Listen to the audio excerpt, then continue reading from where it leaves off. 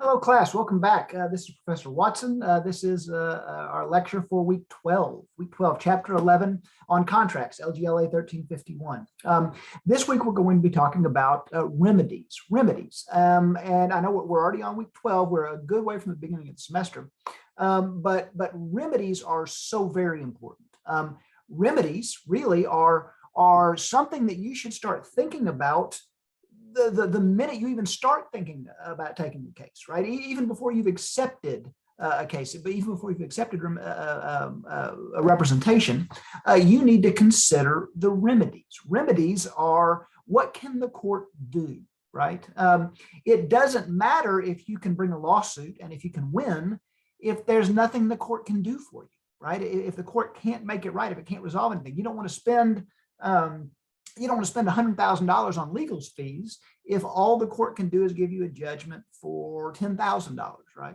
Likewise, you want to make sure that as your case is progressing, that you're focusing on those remedies, because it does you no good to prove your case and to win your case if you don't prove your entitlement to remedies, right? If you don't prove some damages or something like that.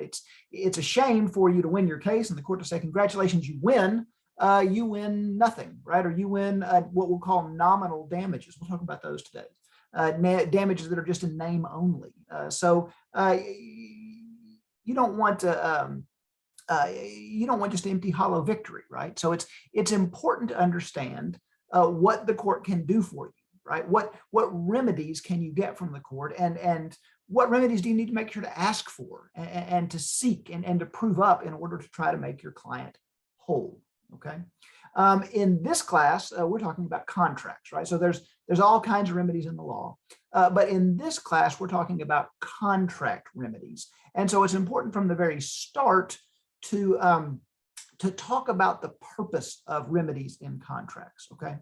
The purpose of remedies in contracts is generally to make the aggrieved party, to make the wronged party, usually the plaintiff, right? To make the plaintiff whole, to put them in the position they would have been had the contract been fulfilled. Okay, if they were entitled to enforce a contract, if it was a valid contract, and then one side breaches, then ideally the purpose of remedies is to put the plaintiff in the position they would have been in had the contract been fulfilled. Okay.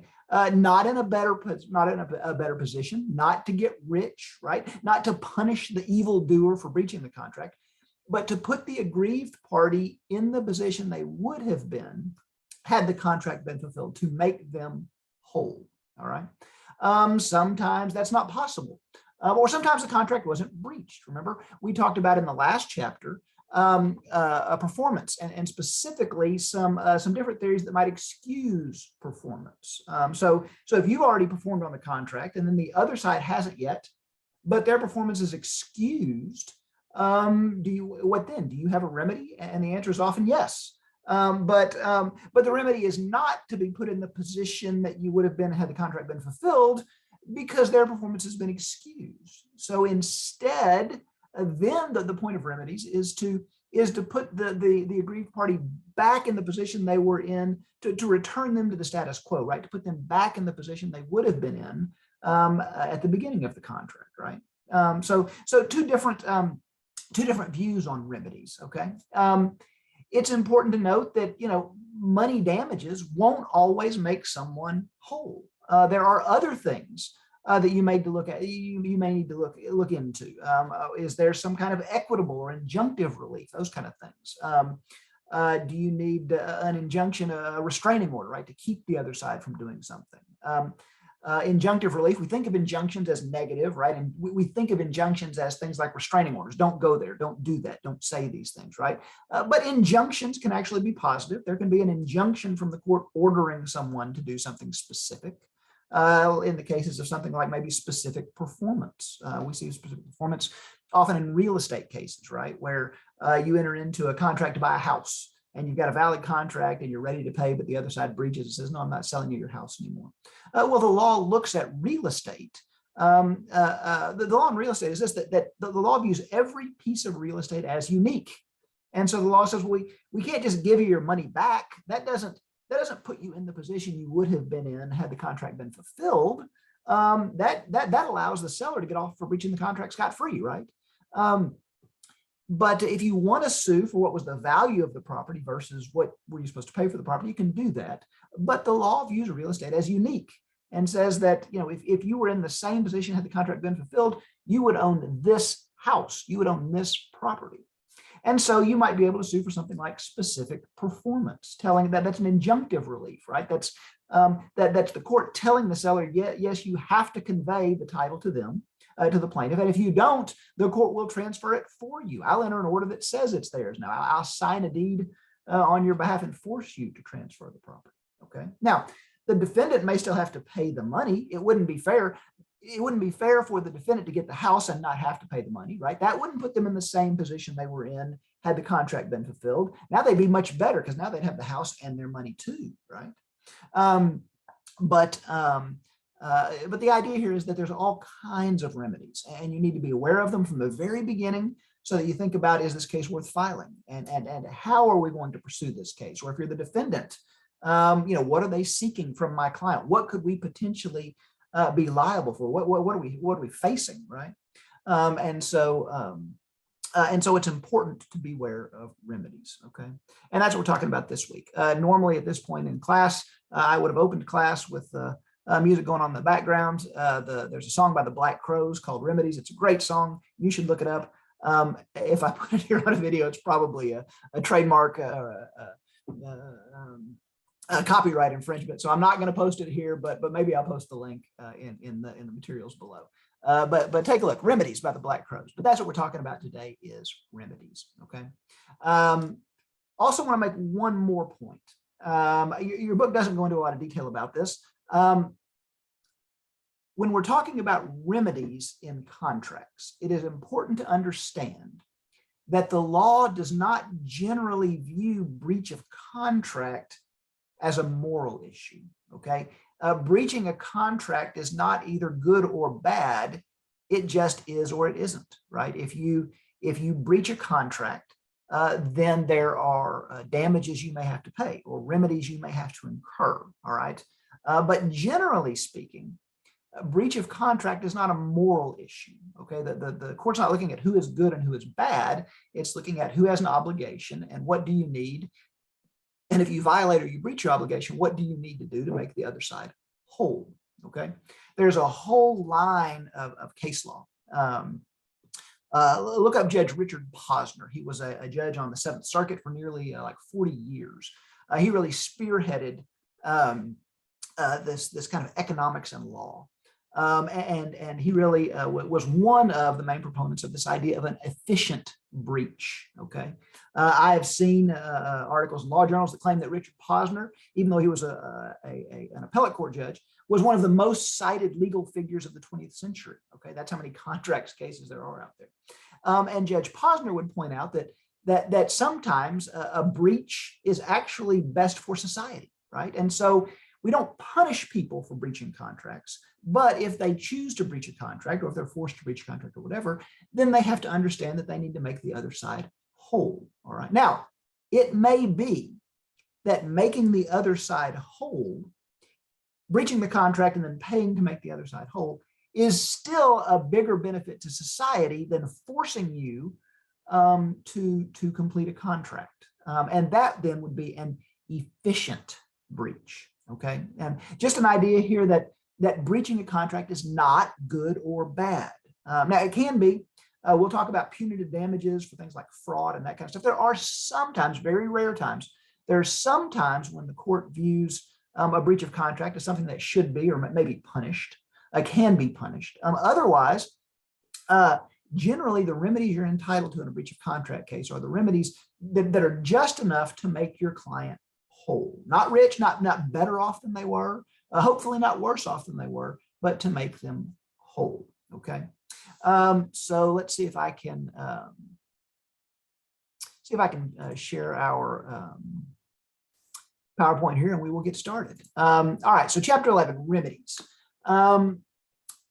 the idea here is that most parties, when they enter into a contract, when you're first forming that contract, most parties enter into it with good intentions, right? If you offer to buy a car for $10,000, you're intending to buy the car for $10,000. Now, things may change later, a week later, a month later, an hour later, maybe things change. But most people, when they enter into a contract, they do so with good intentions. But good intentions aren't enough. And when a party fails to meet their obligations, that's what we call a breach. When somebody fails to perform as they are required to under a contract, we call that a breach. Again, it doesn't always mean that somebody did something wrong. It doesn't mean that they acted with malice or evil intent when they breached a contract or when they entered into a contract. Sometimes a breach is simply, again, that efficient breach, the most simple way to solve a problem that's created by changing circumstances. All right. But if one party breaches a contract, then what can the other party do? And that's what we're talking about, remedies. We'll look at what the aggrieved party can do as a result of a breach. Now, before we even get that far, your book goes into what we would call alternative dispute resolution, ADR, right? ADR. You'll see that acronym all the time. It gets used everywhere. ADR, alternative dispute resolution. And this is as good a place in your book to put it as anywhere. So let's take a brief detour and let's talk about alternative dispute resolution, okay? Not all cases end up in court, okay? And even if a case ends up in court, something like 90-something% of cases don't get resolved in court. Only less than 10% of cases ever go to trial, okay? Today, parties often agree to handle their disputes privately. Now, if they just negotiate on their own, fantastic. But more and more, especially in bigger cities, especially in more active courts, as lawyers, we become more and more adversarial. And as we get more adversarial, we forget that resolving this dispute typically requires cooperation. It typically requires some kind of cooperation if we're going to reach a settlement. And so we may find that these days it's getting harder and harder to settle cases by ourselves.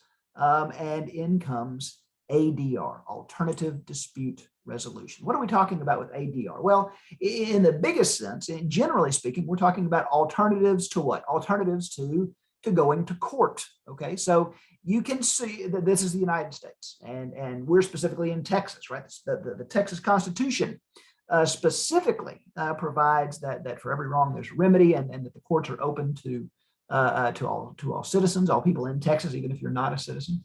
And so you've always got a remedy in court. You don't have to pull out your samurai swords or strap on your 6 guns and go down to Main Street to solve your problems in the United States anymore. We're civilized. We have court.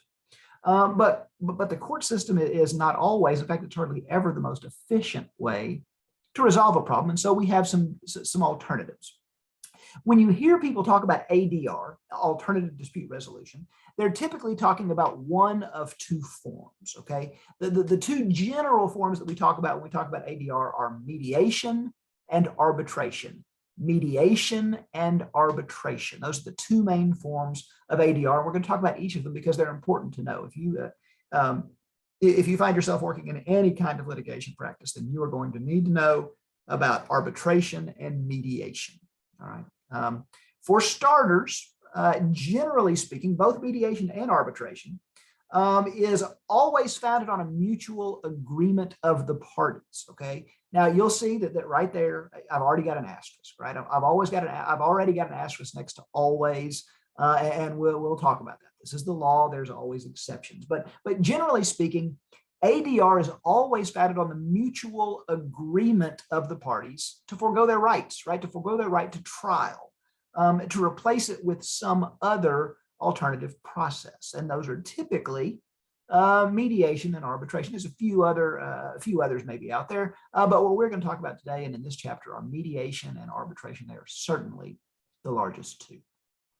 Let's talk about mediation first, okay? Mediation it's a non-binding process, okay? A non-binding process. Mediation is a process where the parties meet with a third party, someone called a mediator, right? Who then tries to resolve the dispute, who tries to mediate the dispute, right? Or that mediator acts as a go-between, to go between the parties to try to help the parties resolve their dispute, okay? Again, mediation is a non-binding process. That means that the mediator is a neutral, disinterested third party who has no power, okay? A mediator has no power to force either side to do anything, all right? Let me say that again. A mediator has no power to force either side to do anything. So what is the point of a mediation? What's the point of a mediator? Well, mediators they're professional negotiators, basically, right? The goal of a mediation is to reach an agreement, to reach a settlement contract between the parties, okay? So if the parties have a dispute and they agree to submit that dispute to mediation, it means that they will go to mediation, that this neutral third-party mediator will go back and forth between the two sides to try to help them negotiate, to carry offers back and forth, to help each side look at the strengths and the weaknesses of their case, to try to maybe be a little more reasonable. And the mediator is going to try to help the parties reach a settlement agreement amongst themselves. Now, is that settlement agreement binding? Absolutely. If the parties reach a settlement agreement at mediation, it's binding not because the mediator had any kind of power, not because the mediator has any right to force anybody to do anything, but because the parties, if they reach a settlement at mediation, they have entered into a contract, all right? A contract. That's what this class is all about, and a mediated settlement agreement is a contract. It's an enforceable contract just like any others, okay? So if the parties go to mediation, they settle their case, they enter into a settlement agreement, it has a binding force as a binding contract.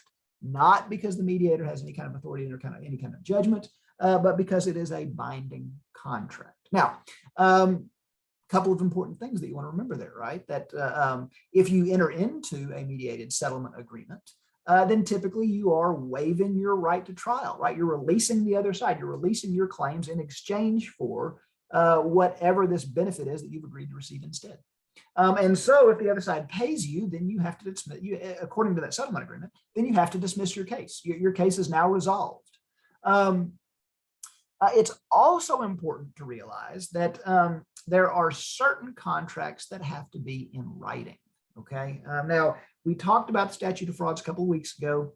We talked about MyLegs, right?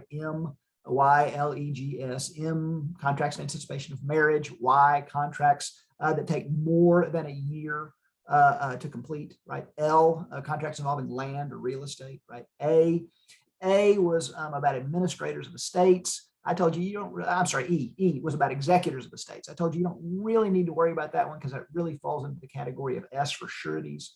But E was estates. That's only when an estate administrator enters into a contract on behalf of an estate. When an estate administrator or executor personally guarantees a contract on behalf of an estate, it's that personal guarantee that has to be in writing. G was for the sale of goods. Remember, there's certain limitations on that, and it arises under the UCC. It doesn't. That G typically doesn't fall in the same statute of frauds as the others. It falls in the UCC. So it often only applies if the statute, I mean, if the UCC, if Article 2 or Chapter 2 in Texas applies to the contract. So if I sell you my used car, that G probably doesn't apply because neither one of us are merchants, so the UCC doesn't apply to us, right? But if we buy a car at a car dealership, then that would apply. And if the car is worth more than $5,000 or whatever your limit is in your state, you got to check those every time because the states, that's one of those statutes that states tend to change and they tend to monkey with a little bit in the UCC. That's why the UCC, the Uniform Commercial Code, is not always uniform, right, state to state. So check that one on goods. And then the last one was S, suretyship. When you enter into a contract to answer, for the debt of another. Nowhere in there did I mention anything about settling lawsuits, right? And so check your state. But if you look at the rules, like in Texas, our Texas Rules of Procedure, Rule 11, says that in order to be enforceable, an agreement to resolve a legal case, at least a pending case, has to be in writing, signed by the parties, okay? And then ultimately filed with the court.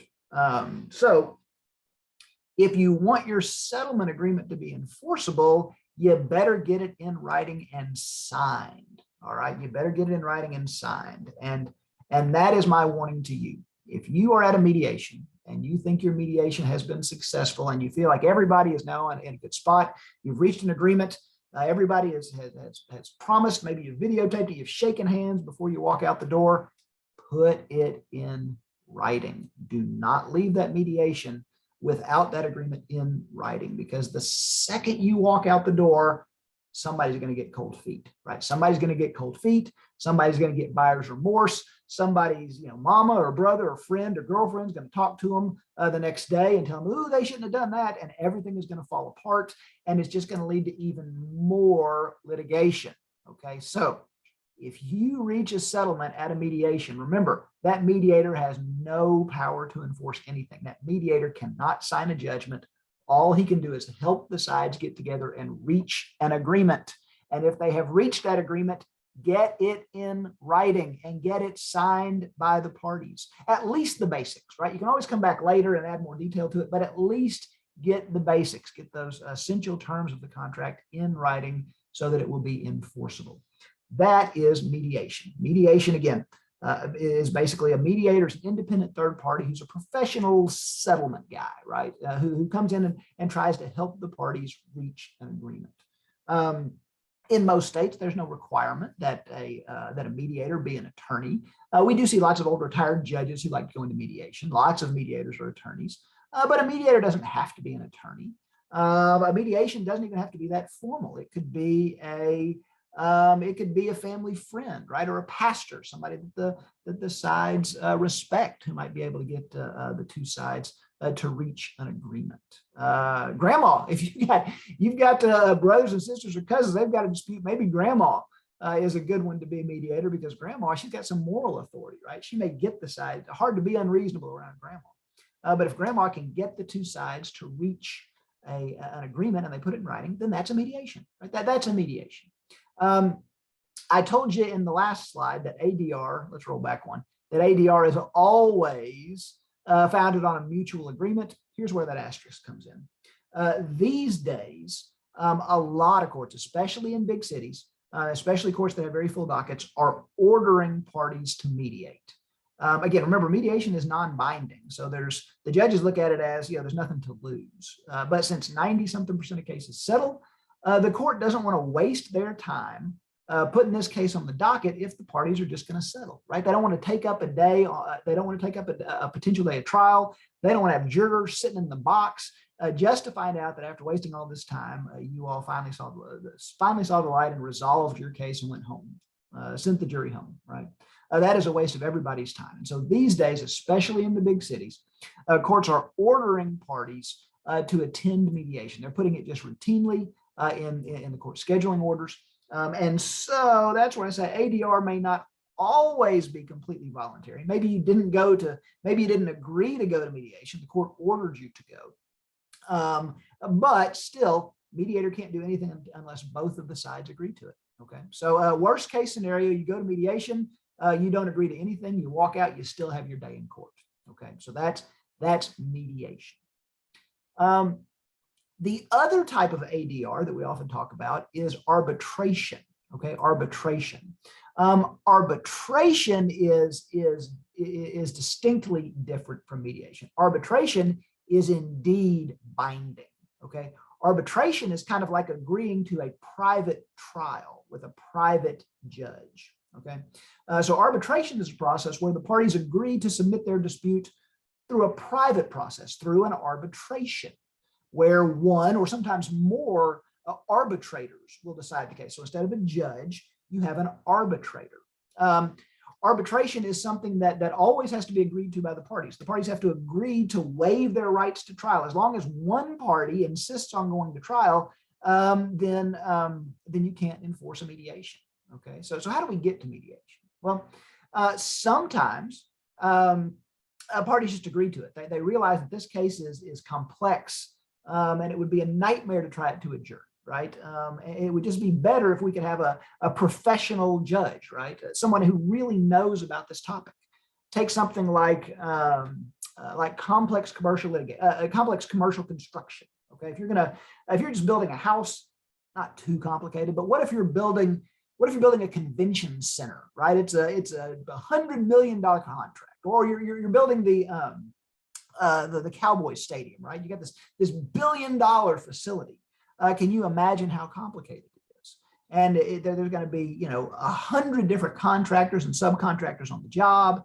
And if one contractor is late in doing something, one contractor is late, so the next contractor is late, so the next contractor is late, so on and on and on and on and on, right? There's one thing missing in the blueprints, so that causes one contractor to do something wrong, and then another contractor builds on that, and the next thing you know, the whole thing snowballs and the roof falls in, right? That can be extremely complicated for a jury or even for a normal judge to understand. And so that might be a situation where you say, you know what, we'd really like a professional, somebody who knows all about construction, somebody who knows all about the complex construction industry to decide this case for us. And so I know we've got a dispute, but why don't, before you sue me or before I sue you, or even after we filed the suit, hey, why don't we both agree to take this out of the court and submit it to a private arbitration? Okay, let's take it out of court, submit it to a private arbitration. Now, most of the time, those arbitration agreements are actually signed even before a dispute arises. For instance, I promise you, many of you are subject to an arbitration provision and you don't even realize it, right? A lot of times parties agree to arbitrate their disputes even before the disputes arise in the initial contracts. If you don't believe me, go try to find your cell phone contract, right? Go dig up your AT&T contract or your T-Mobile contract. I guarantee you buried in there somewhere, there's an arbitration agreement that says if you have a dispute with AT&T, you're required to arbitrate it. Did you negotiate that? Did you even remember it? Did you even know it was there? In fact, good luck finding that contract, right? You probably signed something on a tablet or clicked a box and never even saw it. So was it in there at the time? Who knows? That's a matter of proof.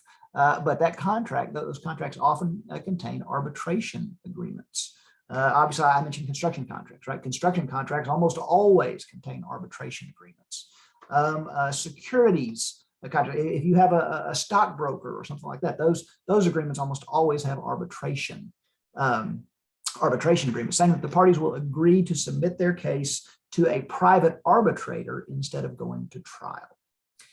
So arbitration is a binding process where this private arbitrator or even more than one arbitrator replaces the party's rights to going to trial. So an arbitrator, kind of like a mediator, is a neutral third party, right? They're required to be neutral. AT&T can't force you to sign a contract that says, hey, if we have any dispute, we agree to arbitrate, and our manager is going to be the arbitrator, right? That's not fair. There's no court in the world that's going to enforce that. But if the arbitrator is a neutral third party who acts like a private judge, what does an arbitration look like? Well, it depends. If you file a lawsuit in court, you have rules of civil procedure, right? They're going to tell you exactly what the whole process looks like. In an arbitration, not so much. Those rules are up to the parties. So how do you do that? Do you have to add, 1,000 pages to your contract just in case one day you have an arbitration? No. There are several different private organizations like the American Arbitration Association, the AAA, JAMS is another one. There's a few others, but the AAA is the biggest one, the American Arbitration Association. That's a private company. They already have their own rules and their own procedures. They even have their own panels of arbitrators that you can pick from. And so most people, if they agree to an arbitration, they put that will arbitrate it pursuant to the AAA rules, right? And that way you can kind of bring those in by reference. That would be an arbitration. An arbitration turns out kind of like a private trial. Okay, you typically will try it in maybe in a conference room, right, or a boardroom, a conference room at a law firm, or at the arbitrator's office, or at a hotel. Often arbitrators travel and you try these things out of town, and the conduct of that trial is going to be a lot less formal than a regular trial in court, and it's going to be completely controlled by the arbitrator. Sometimes there's one arbitrator, but oftentimes there are three, right? You always want to have an odd number because you never want the decision to break evenly, because then you've got no resolution. But a lot of times contracts will say, okay, here's what we're going to do about an arbitration. If a dispute arises, we'll arbitrate pursuant to the AAA rules. And then I will pick an arbitrator. You get to pick an arbitrator. And then those two arbitrators will pick a third arbitrator. Okay, so if we have a dispute that arises, we file a notice of arbitration with the AAA. The AAA sends me a panel of judges to pick from, and I look at them and I try to figure out which one's going to be best for me, right? Because I mean, I'm all for being fair, but I want it to be more fair for me. Of course, you're going to do the same thing. They send you a panel of arbitrators, and you're going to pick one. And then together, those two arbitrators will pick a third, and that panel will make all decisions regarding the case. Okay. And arbitration usually results in an arbitration award. Okay, so a lawsuit results in a judgment. An arbitration results in an arbitration award. Very different from a mediation. A mediation, the parties enter into a settlement agreement, right? They get to choose what they're going to do. They get to agree to it, not in an arbitration. In an arbitration, I mean, you can still try to settle it on your own before you go. Otherwise, what you're going to get is an arbitration award, because the arbitrators do have a right to make a decision. They do have a right to decide the dispute between the parties. How come? Because you agreed to give them that right in a contract, right? In some contract somewhere, you agreed to arbitrate this matter. And so you gave the judges the power to take the place of a judge, all right? So what do you do with an arbitration award? Well, the law in both state law and federal law is very accommodating for arbitrations. The courts, the law really likes for people to take things into their own hands and to resolve disputes themselves if they are able to. And so the law, federal law and state law in most states, really prefers these mechanisms. And so if an arbitration award is entered, then you can take that arbitration to your local court and have it confirmed by the trial court. And that doesn't require an entire trial. That just requires you filing it. There's usually a little bit of motion practice, a little bit of discussion, because whoever lost is always mad about it, right? But then in fairly short order, assuming everything was basically fair, then the trial court is going to issue a judgment that confirms the arbitration award. And now that arbitration award has all the same power as a court judgment. Okay. It's important to know that that arbitration awards are given much more deference than trial court judgments. Okay, in a trial court, if the judge makes any kind of mistake of law, then you could ask the Court of Appeals you can appeal it to the Court of Appeals, ask the Court of Appeals to fix it or to reverse it. Right? Arbitration awards, you can try to appeal those too, but it is much harder to appeal those. The courts of appeals will look at those and see if there has to be some kind of obvious misconduct almost, right? It has to be obviously unfair. Just because an arbitrator made a mistake is not enough to overturn an arbitration award. Okay, so you have to be very careful with arbitrations and with arbitration awards, because the courts give them great deference. Again, arbitration is binding because the parties agreed, right? But because the parties agreed to give the arbitrators the power to do that, and because they did, now they are bound by that arbitrator's decision. Okay, so two types of ADR: mediation and arbitration. Mediation is voluntary. That's really a kind of a private settlement counsel trying to help the parties manage the case themselves. It's non-binding. If it doesn't work out, it just doesn't work out, and you can still go to court, right?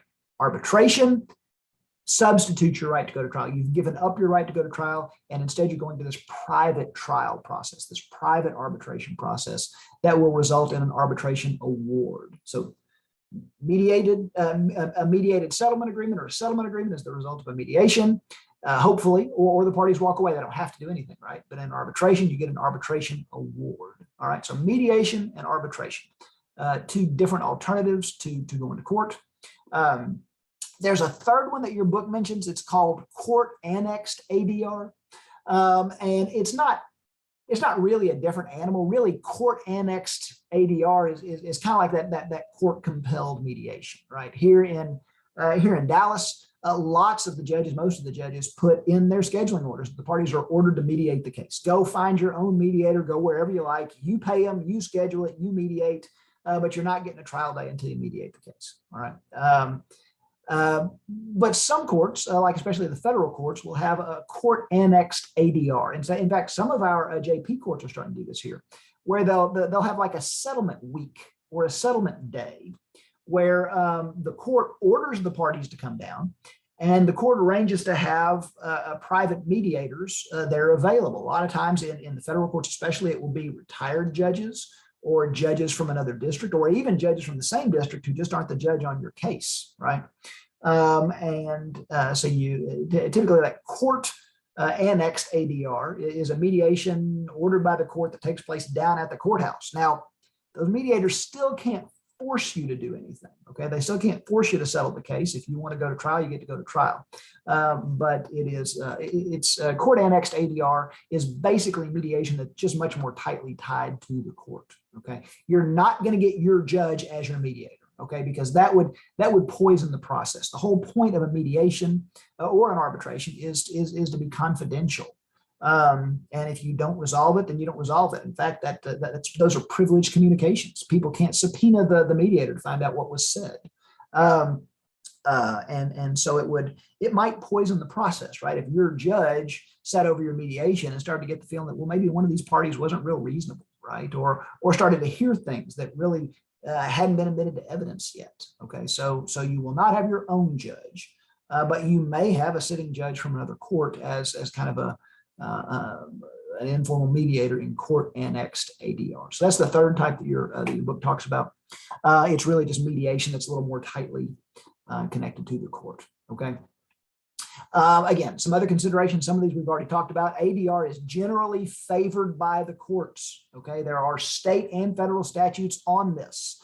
Why do they favor it? Because they don't have to make the decision, right? They can blame it on you. This was your agreement, right? You did it, or the arbitrator did it. Don't come complaining to me, and don't waste my time. But it's got a good side too, right? It puts control of the dispute back in the party's own hands. It gives them the ability to handle the business themselves. So that's important. Second thing to note is that there are some criticisms of ADR, especially of arbitration, right? Mediation is mediation. Typically, mediators can't force anybody to do anything. Worst case scenario, you waste a day and you waste whatever you pay the mediator. Arbitration, on the other hand, you've given up your right to court.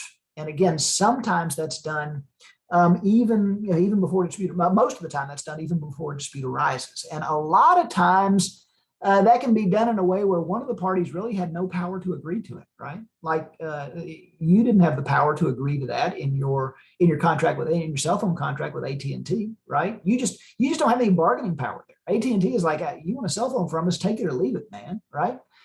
You couldn't go to AT&T and say, well, let's negotiate. I don't like this arbitration, so let's just cross that out. We'll both initial it, right? The manager at the AT&T shop is going to go, I can't do that. Sign the contract or don't. But it contains an arbitration clause. Arbitration can be far more expensive, even though the idea is that it's a little more informal and that it can be quicker, that it can be more efficient than trial. You got to pay your arbitrators. And if you got, so let's say on a cell phone contract, your cell phone contract says we agree to arbitration. In any arbitration, you appoint an arbitrator, I appoint an arbitrator, they appoint a third arbitrator. They all have to be lawyers from the AAA's panel. Well, great. We just hired 3 judges, right? And they're all lawyers, and they're all going to be charging regular hourly attorney's fees. And they're not going to give us any break on that. In fact, they're going to charge a pretty high rate. So if there's an arbitration clause in the cell phone contract, for instance, we may have just agreed to $1,000 an hour worth of judges. Oh my God, it's only $1,000 contract. I can't afford to do that, right? So I didn't have any choice to choose this arbitration agreement, and now they forced me into something that is prohibitively expensive. So there can be some criticisms of ADR, of arbitration, that it may deprive parties to their day in court in certain circumstances. And those are certainly grounds on which a party could challenge an arbitration agreement, but we don't have time to get into that. That's a whole nother semester or two. It's sufficient to know that not everybody loves ADR in every circumstance. It certainly has its place. If Bill and Melinda Gates want to get divorced, they probably don't want to air their dirty laundry in court, right? Because every celebrity journalist everywhere is going to pour over those documents and look at every word of it, just looking for something juicy to publish, right? But if Bill and Melinda Gates have a dispute, they could agree to submit that to arbitration, then it would be completely confidential. right? So that might be a benefit of arbitration, and they can certainly afford it. Again, a complex construction contract. Maybe you get a judge who has experience in complex construction cases, much more efficient. Otherwise, it would take you a month to kind of just to teach the jury how the contracts work if you went to court. So let's pick an arbitrator who is an expert on this kind of stuff, who knows what he's talking about.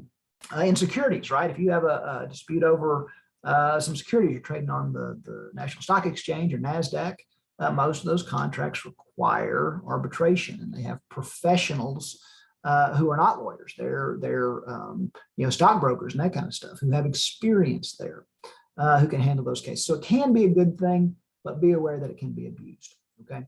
And then lastly, when a court starts to look at all that, if a court wants to, if one party wants to try to get out of an arbitration agreement, that typically the claim is either that there's no contract, right? If there's no contract at all, well, then you can't force me to arbitration, judge, because I never agreed to the contract at all. Or more often, the contract is unconscionable, right? It's unconscionable, judge. This is really a way to deprive me of my constitutional rights, right? So it's really a way to deprive me of my right to trial.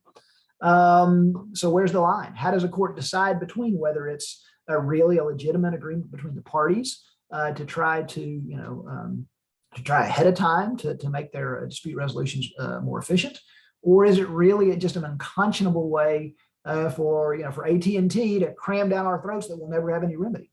I don't know. The answer is I don't know. You got to look it up, right? The law changes every day, but there's a whole ton of case law on it. In general, you're going to be looking at the same kind of terms that a court uses to determine whether any contract is unconscionable. Do the parties have bargaining power? Does it go too far? Could they see it, right? Was it conspicuous? Was it actually negotiated? Those kind of things. But in general, if you need to research whether an arbitration clause is going to be enforceable, you can look up enforceability and arbitration clause, but start throwing in those words like unconscionable and those normal unconscionable contract terms, because those are going to be the terms that start popping up. Okay, and after that, it's kind of a case by case basis. You're just going to have to find law that's more similar to your case that says it's unconscionable, or that's more similar to your case that says no, that's enforceable. That's what you're trying to do. All right, so that's ADR. That's alternative dispute resolution. But what if all the other methods of alternative dispute resolution don't work? You try to negotiate with the other side. You tried to go to a mediation. You don't want to go to an arbitration because it's too expensive, or you just don't trust arbitrators, right? And so you can't resolve your dispute any other way. What do you do? Again, this is the United States. We do not go down to Main Street with our 6 guns. We don't challenge anyone to a duel to resolve private disputes anymore. Okay, those times are past. We are a civilized nation, and every citizen, every person in the United States has a right to go to trial, to go to the courts to try to resolve their disputes. As long as the parties haven't waived their right to trial under some kind of binding arbitration agreement, then the parties are entitled to litigate, to go to court. When we start talking about litigation, this is not this isn't a civil procedure class, right? But it is important to understand a couple of concepts like jurisdiction, right? If you're going to file a case in court, then you have to file your case with a court that has jurisdiction. The jurisdiction is the area where the courts may have authority to hear a particular dispute, right? But jurisdiction goes beyond geography. Okay, obviously, a lot of times courts are limited by geography, but it goes beyond geography. It goes, does the court have the power to hear this case, this type of case, and also does the court have the power to bind these particular litigants, right? Let's say you live in Seattle and you buy a car from a car dealership in Seattle, and the car breaks down in Seattle, and you want to sue the Seattle car dealership. Can you run down to Texas and sue the Seattle car dealership in Dallas? Probably not, right? The court doesn't have jurisdiction. The Seattle court doesn't have power. I'm sorry, the Dallas court doesn't have power over folks who live in Seattle. It's the wrong state. It's the wrong jurisdiction. Does that mean Dallas courts would never have jurisdiction over someone in in Seattle? No, there are long arm statutes. That's a whole nother semester, whole nother class, right? But suffice it to say, jurisdiction is the power of the court to hear a particular type of dispute, and the power of a court to make an order that is binding on the particular parties. Okay, that's jurisdiction. Another concept that's important when we're talking about litigation is choice of law. Okay, choice of law.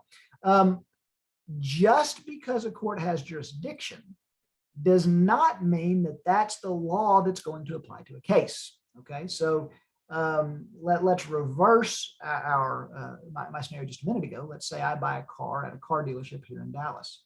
I live in Dallas. The car dealership is in Dallas. I've never been outside of Dallas. The only way I know there's places outside of Dallas is TV and movies, right? Dallas. Dallas is in Texas. And so I file a suit against the car dealership here in Dallas. What law is the court going to apply? Well, in lack of any other provisions in the contract, the court's going to apply Texas law because Texas is the jurisdiction, right? But not always. The parties might agree in advance that another law applies. Okay, so we might agree when I bought that car at the Dallas dealership, we might agree that Washington law is going to apply. Now, the Texas courts would have jurisdiction. The Texas courts have jurisdiction over that over breach of contract cases, the type of controversy. The Texas courts have jurisdiction over the parties because I live in Dallas. The car dealership is in Dallas. So the court has jurisdiction. But in our contract, we might have a choice of law provision saying that this contract will be interpreted pursuant to the terms of Washington law, right? Now, why would we do that? Well, in a used car purchase, we probably would not, right? But there are times when it makes sense, right? What if a corporation from New York is entering into a contract with a corporation from California? Right? Whose law is going to apply? What if New York law is substantially different from California law? If there's not a choice of law provision, it may just be a race to who files the case first. The New York company is going to try to sue first in New York, so they can claim New York law applies, and then the California company is going to try to file suit first in California to say that California law applies. And even if you do file in New York first, the California company may come to New York and say, yes, but California law applies because that's where we formed the contract. It can be very confusing, right? Especially these days with international contracts. Let's say an American company is doing business with a Mexican company or a Brazilian company, right? Whose law applies? That's where a choice of law provision can come in. A choice of law provision is a contractual provision where the parties agree on what law controls this contract. Okay, now we've said many times this semester that the terms of a contract always control the contract itself, right? A contract can always control its own terms. We see that in definitions, right? If a contract says dog, then we're going to give dog its normal meaning. In fact, we'll talk about that next week. But what if a contract defines dog to mean cat? Okay, well, if the contract says in this contract, dog means cat, that everywhere you see cat, everywhere you see the word dog, it means cat, because that's what the contract says, right? Anytime the contract says party, then we can go up to the top of the contract and see what does party mean? How did we define that? And likewise, contracts can determine and can provide what law applies, what substantive law applies to this contract. Sometimes that's very useful, okay? And so that would be a choice of law provision. So just because a court has jurisdiction doesn't mean that they're going to apply their law. So you may have a Texas court applying California law, or you may have a New York court applying Texas law, or you may have a New York court applying Mexican law, right? If you have a choice of law provision, and that can be challenging, but it's still perfectly acceptable and it's done all the time. A contract cannot create jurisdiction. Okay. If you've never been, if a court doesn't have the jurisdiction, if the statutes don't give the court jurisdiction over this type of case, you can't just create that by contract. You didn't create the courts. You have no power over the courts. If a court doesn't have jurisdiction over the parties, you can't just create it. But you can force the court that does have jurisdiction to consider a different type of law. Okay. Last thing to consider here, and then we'll move on a little bit, is something we call parallel litigation. Parallel litigation, that's something we always got to be aware of in contracts these days, especially as the world's just getting smaller and smaller, right? With all of our vast ability to communicate and to share data and to interact with people on the other side of the globe instantaneously, we're getting more and more cases where people are dealing with people in other jurisdictions.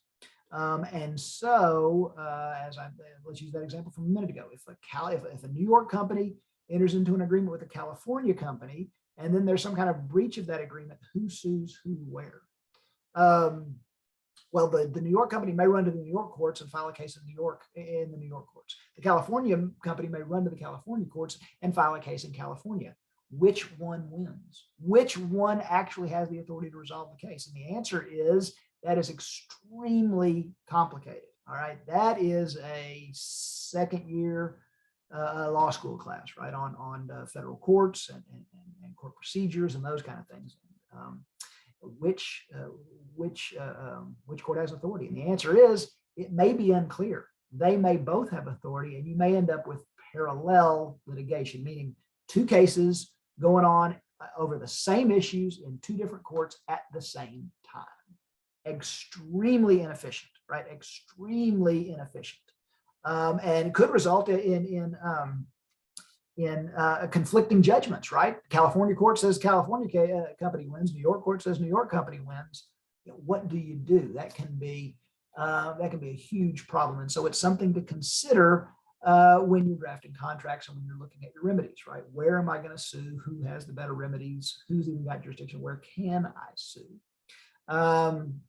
Another way to avoid that, this chapter is on remedies, not drafting, but a way to avoid that is to think about that ahead of time, put it in your contract, right? Any disputes between the parties will be tried in a California court, or will be tried in a New York court under New York law, or will be tried in New York under California law. That's okay too, but make it clear. That way you don't end up with this parallel litigation. Okay, it's terribly inefficient. All right. When you're in litigation, of course, this is not a civil lit class, but a couple of other things that you need to consider is discovery, right? Discovery is a process. If you've taken civil lit, then just turn off your ears for 2 minutes. We'll talk about discovery real briefly. Discovery is the process where if you're in litigation in the courts, once you file your case, it's not like TV, it's not like the movies. You're not trying your case at the end of the hour, right? Or by the end of the movie. No. Normally it's at least 6 months, 9 months, maybe 18 months before you can get a trial date. The trial courts, especially in big cities like Dallas, the trial courts are packed. Their dockets are full. So it may be a long time before you get your case tried. What happens in the meantime is the discovery process. And the discovery process is a pretrial process where the parties have the right to exchange information, to discover, to find information, and even compel the other side to give them information. Even compel third parties who aren't involved in the case to give them information. The idea is that in civil cases, lawsuits are not supposed to be trial by ambush, right? They're supposed to be that every party is supposed to have access to the truth, right? So that they can come and present their truth to the court so that the court can make a decision. That is the discovery process. Take a civil lit class. Discovery takes up probably better than 90% of our time in litigation. All right. In fact, since something like 90-something% of cases settle, they never even get to trial. All they do is go through the discovery process and then some kind of negotiation. So discovery is extremely important. And during the discovery process, you can help figure out what your remedies might be, what your remedies are, how you're going to prove your remedies. E-discovery is still just discovery. It's just that these days, we used to think of discovery as sending a request for production, for documents and files, and we used to produce things like this, right? These days, so much stuff has never even been printed on paper. It was just created on a computer. It's only ever existed in the ether, right? And so e-discovery is just discovery in electronic forms, right? How do we get those electronic bits and bytes? How do we find that data? Where do we find a contract that was never actually printed on paper ever? So that's e-discovery. That's part of the discovery process. And then the last thing to think about is what type of trial are you going to get, right? If you're going to litigate this case, you haven't agreed to an arbitrator. You tried mediation, maybe it didn't work. So now you're going to trial. Who's going to decide the case, a judge or a jury? Generally, everybody in the United States has the right to a jury. And so the jury will decide questions of fact, right? Was the light red? Who was negligent? Did you do something a reasonably prudent person shouldn't have done? The judge will apply the law. The judge will make rulings about what evidence can come in, procedural rulings, right? The judge will apply the law. Say, okay, the jury decided the light was red, so the judge is going to apply that and say, okay, well, if the light was red, then it was per se negligence for the defendant to run it, right? And so therefore the plaintiff wins. But a jury decides the facts, judges decide the law if there's a jury. And again, everybody has a right to a jury. But oftentimes we will waive a jury. Okay, jury trials take a lot longer. They're a lot more expensive. And they can be scarier, right? Instead of one guy who sits and hears cases all day, you got 12 random people. They may be teachers or doctors or mechanics or lawyers or prison guards or police officers or drug dealers, right? Any of those people may be on your jury and you don't know. So the parties typically have a right to waive a jury. In fact, the courts put the burden on the parties. At least one party has to demand a jury. Demand a jury and pay for the jury fee. And if they don't, then the court's going to say, well, you waived the right to a jury. But both sides, all sides have a right to demand a jury. If you've got 27 parties, if even one of them demands a jury, pays a jury fee, then you're going to get a jury to decide the case. The jury gets to decide fact issues, and fact issues include remedies, right? How much were your damages? What are you entitled to? That's typically a fact question. So if you demand a jury, or if the other side demands a jury, then it's a jury that's going to make that decision. Otherwise, if all sides waive a jury, then it's a judge that will sit and determine both questions of fact and questions of law, and it's the judge that will decide the remedy, okay? All right, ADR, litigation, discovery, jurisdiction, those kind of things. Let's finally talk about what this chapter is about, and that's remedies, okay? What kinds of remedies, what kinds of things can you get if you go to trial?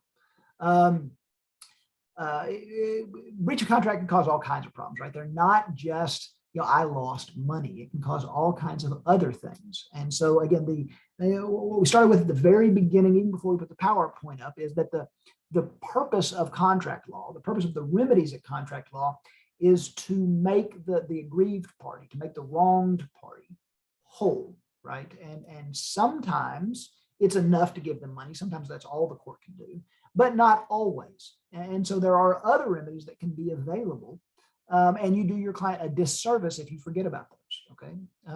So let's start with talking about law versus equity, okay? If a court awards money, right? If a court signs a judgment saying defendant has to pay plaintiff some amount of money, then that's typically considered a remedy at law or a legal remedy. Right, and that's certainly the most common, right? You breached a contract with me, and so you owe me $1 million, right? Those are legal remedies or legal damages, okay?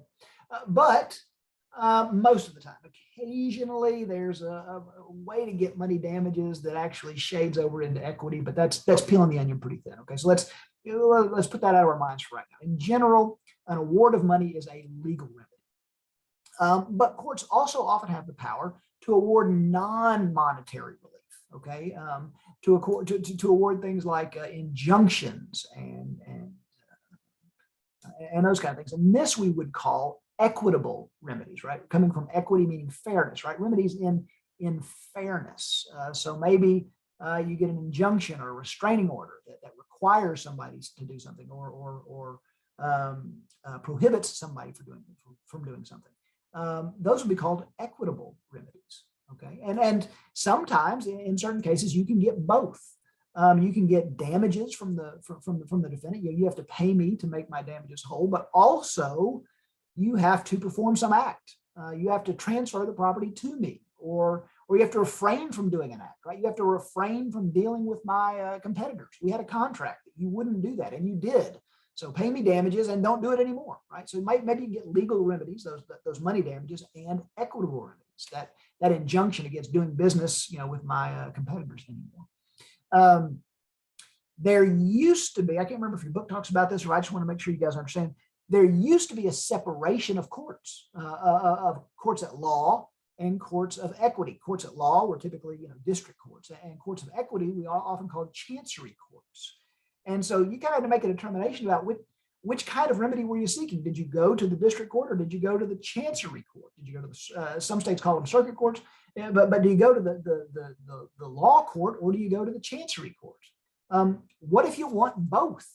And it was confusing. And most states have now done away with the distinction between courts of equity and courts of law, and they've combined the two. And so now most courts everywhere can grant both legal remedies, that's money damages, and equitable remedies, things like injunctions and those kind of things. Okay, so important to understand. But if you hear something about a chancery court, or if maybe more possibly you're doing research and you come across some case law that talks about a chancery court or some kind of distinction between equity and law, that's where it comes from. There used to be a distinction. It still survives. It's still referred to in some of those old cases, right? Because maybe the best case you can find on a subject is from 1945, when courts of law and equity in that jurisdiction were still split. Don't be confused. That's what that's about. That has changed these days. Almost all courts are both courts of law and equity. They can grant both types of remedies. So the number one type of remedy awarded in breach of contract case is what? It's damages, right? Damages. That's most of the time when somebody walks in, they want to sue somebody, the first thing we think about are damages. What are damages? Well, damages are an award of money, right?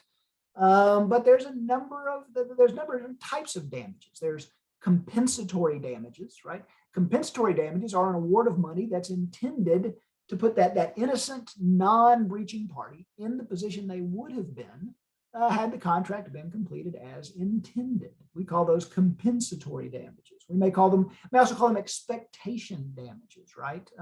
Expectation damages. What did you expect? What kind of benefit did you reasonably expect to get from this contract? It would be an expectation damage. So let's say that I had a contract to buy your old 1972 Volkswagen Beetle from you for $500. And you're like, great, that thing doesn't even run. It's about rusted out. So $500 is the deal. But the reason I want it is because I happen to know that's a collector's item. There's something special about that car. It used to be owned by James Dean, or it was one of two that was ever made like that, or who knows what. And I think it's really, and I can flip it for $5,000 when I buy it from you. But you breach the contract and you don't give me the car. Is it fair to just award me $500? Well, no. Why would I be entitled to $500? I haven't paid for the car yet. Giving me $500 back, I mean, that's a little good, but it doesn't put me in the position I expected to be in had the contract been fulfilled as intended. I expected to pay $500, but then have a car that was worth $5,000. So my expectation damages there, right? What did I expect to get? Or about $4,500, right? The difference between what I expected to get and what I expected to pay, or the difference between what I expected to get and what I actually got. So those would be expectation damages. Another type of damages are incidental damages. Okay, incidental damages. Incidental damages are the reasonable expenses. They're not the direct damages from the contract, but they're reasonable expenses incurred adjacent to the contract, right? There's those reasonable expenses incurred by one party to a contract as a result of the other party's breach. Okay, so let's say that you agreed to supply roses. I'm a florist, and you're a wholesaler, and you agreed to supply roses. I ordered them. I needed them for a wedding. I was going to pay you $500 for the roses. The contract for the wedding was $5,000. But because you didn't deliver the roses, I lost that whole $5,000. Well, my expectation damages may be $4,500. But in addition to that, I had hired a bunch of people to help me deliver the roses, or I had to hire some trucks to go get other roses, something like that. Those might be incidental damages, right? Expenses that are connected to the contract, expenses that I incurred kind of in anticipation of the contract, but not directly related to the terms of the contract itself. Those might be incidental damages. Important to contrast those with costs avoided. Okay, costs avoided is not really a remedy, at least not for the plaintiff. Costs avoided is really kind of a remedy for the defendant, right? In that case I just gave you a second ago, right? I ordered roses for $500, and I was going to use those on a contract for a wedding for $5,000, but because you didn't deliver the roses, I didn't get the contract, and so I sue you for $5,000, right? Well, you say, well, now wait a minute. First of all, I don't want to pay you anything, but even if that's true, you didn't have to pay me the $500, right? So you save $500 because you didn't pay me. So your damages aren't $5,000. There were some costs avoided. They're only $4,500. And in addition to that, you were going to have to hire a truck to come pick them up. That's another couple $100. And you were going to spend, 40 hours worth of time putting all those roses together in bundles, right? You weren't going to make $5,000 profit because you also got to avoid all these other costs. And so if the court forced me to pay you the entire $5,000, you wouldn't be in the same position that you would be in if the contract had been fulfilled. You'd actually be a lot better off, right? So costs avoided you can think of that as a remedy, more of a remedy for the defendant. A better way to think of that is costs avoided is more of a defense, right? It is more of an affirmative defense, something that the defendant can plead and say, hey, I'm entitled to this offset, okay? Next type of damage, I'll tell you what, this is kind of an odd place, but I think this recording is getting along. How about if we stop this right here and stop this right here, and we'll start it up again on consequential damages in the next recording, okay? All right, thanks for being here, and I'll see you in the next one.